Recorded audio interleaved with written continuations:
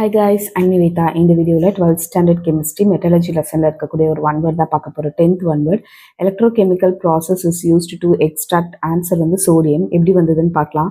பேசிக்காக எலக்ட்ரோ அப்படின்னா electricity, chemical அப்படின்னா கெமிக்கலை யூஸ் பண்ணி, ஓகேவா? ஸோ இந்த இடத்துல பார்த்தீங்கன்னா பேஜ் நம்பர் 14ல் எலக்ட்ரோகெமிக்கல் பிரின்சிபல் ஆஃப் மெட்டலர்ஜி அப்படின்னு கொடுத்துருக்காங்கல்ல, இதில் பாருங்கள். Reduction of oxides of active metals such as sodium, potassium, ஓகேவா? இதெல்லாமே வந்துட்டு ரொம்ப ஃபாஸ்ட்டாக react ஆகக்கூடியது.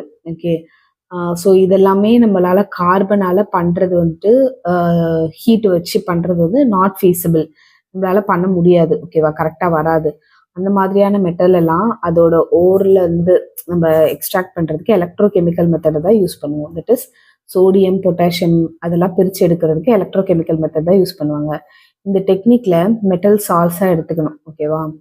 R taken in the fused form or in solution form, ஒன்றா சேர்த்த மாதிரியோ அல்லது நல்லா தண்ணியில் கரைச்சோ வச்சுக்கணும். அப்போ அந்த metal ions present can be reduced by treating it with some suitable reducing agent or by electrolysis. ஒன்று கரண்ட்டை கொடுத்து அதை ரெடியூஸ் பண்ணலாம், அல்லது ரெடியூசிங் ஏஜென்ட்டுன்னு இருக்கும், அது மூலிமா அதை ரெடியூஸ் பண்ணலாம் அப்படின்னு சொல்லியிருக்காங்க, ஓகேவா? இது வந்து எலக்ட்ரிசிட்டி மூலிமா, இது வந்து கெமிக்கல் மூலிமா.